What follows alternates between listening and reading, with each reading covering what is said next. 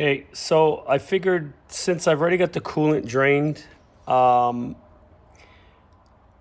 might as well replace the coolant expansion tank overflow.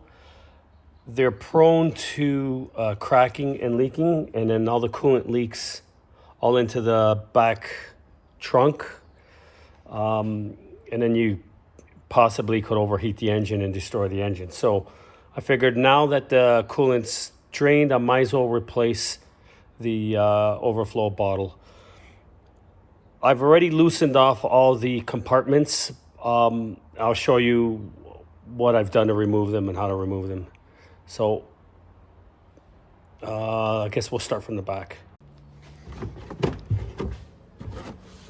So first, pull this guy off.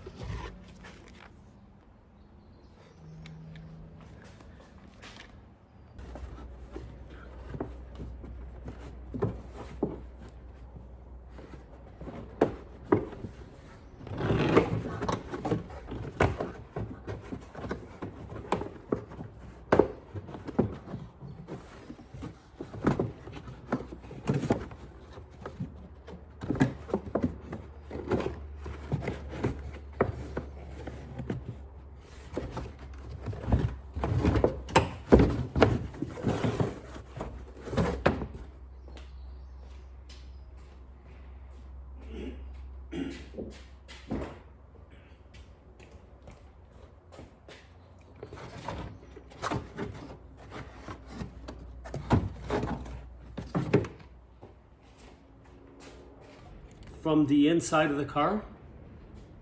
Now, the one thing that I've made, I hope this helps somebody, but I didn't really see anything in the toolkit that can lock into this pin right here. So what you need to do is raise by hand.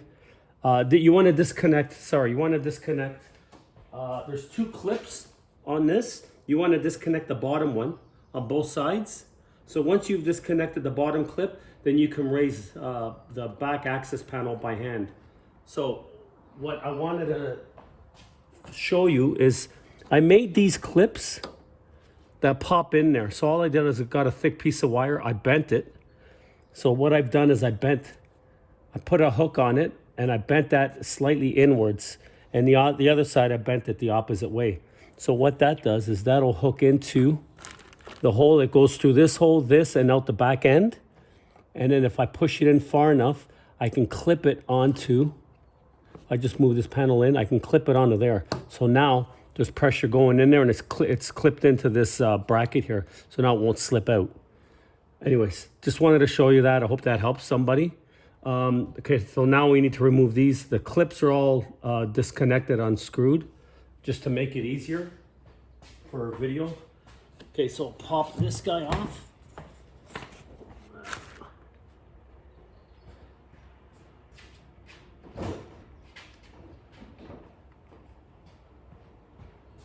And this panel. So you got these three clips up here and two at the front. Once you pop those off, this should just lift up and then you have access to the engine.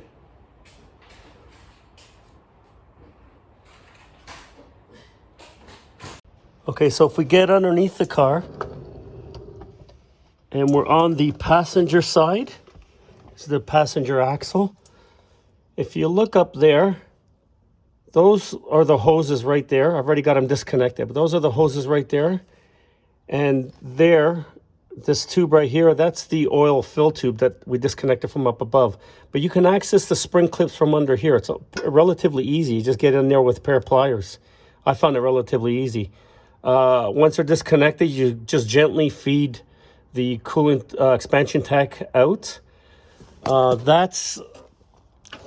There's only, oops. That is, let me just get back up.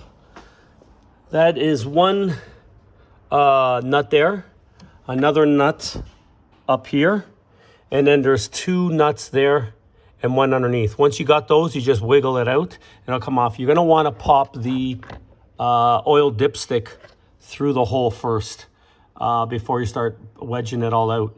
But other than that, it's not too bad.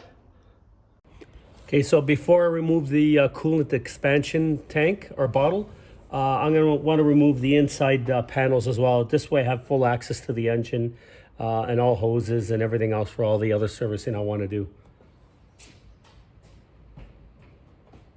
So first thing, there's clips, 4 clips up on top.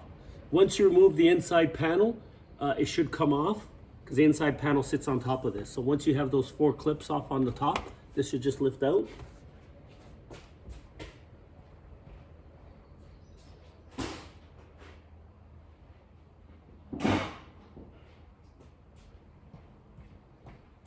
The next is this. There are 3 bolts on top, 4 bolts on the bottom, 2 on either side, and there's 2 nuts in the center. And then this panel lifts off, and then you have access to the engine from here. You can remove the belt, which I've already got it off. I want to replace the serpentine belt, and you have access to the water pump from up here as well.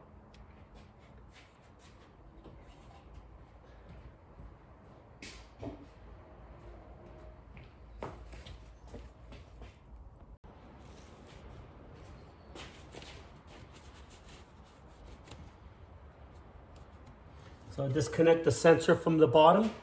Once the sensor is disconnected and all the bolts are removed, just slowly guide this out. You may have to reach around and guide the oil fill tube off. This is after all the other hoses are disconnected.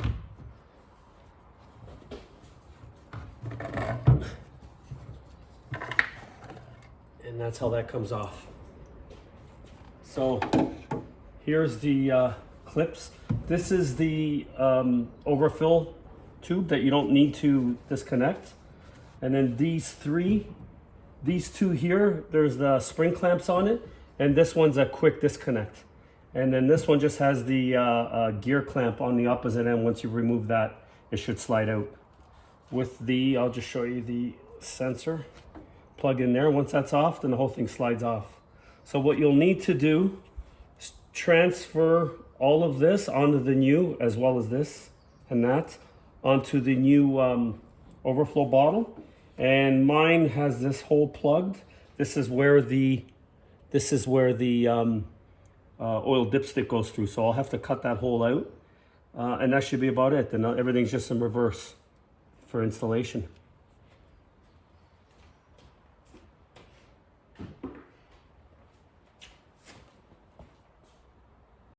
Okay, so now that I have the inside access panel off, looking into the inside access panel, we can get to the water pump. This is the water pump right here. I've got the bolts removed. There's 3 up on top. Actually, there's 4 up on top that you can remove, and then I think there's 2 on the bottom you can remove. The bottom hose has been disconnected, and then down below there is the thermostat. So what I do is I pop off the thermostat first and then the water pump. I'll show you what I mean. Okay, so I'm underneath the engine now. Excuse the shakiness. It's kind of tight under here. So the bolts are all off right now. So I'm just going to show you what I remove first. Hopefully the water pump doesn't fall on me. But anyways, first, here's the thermostat. Remove that. There's 4 bolts. 10mm bolts are very low torque, so it should be easy to come off. So that's what the inside of the thermostat and thermostat housing looks like. That came off. And then you can just see the water pump there. So all I did there is pop that off, wiggle it past the hoses. Let me bring this over. So it drips into the pan. And then there's the water pump there. So there's the water pump. It comes with the pulley, so hose. And there's a metal gasket that I popped off prior. And I'll just show you right here. Excuse the shakiness. There's a metal gasket there. So what you want to do is wiggle that because it's the metal gasket seals 2 different parts. And you want to just keep wiggling until you break off the part that covers the water pump only. And then you just slide that off. You always want to replace that gasket as well. I'm going to be replacing the gasket, the water pump, and the thermostat, which is right there. All that's going to be replaced.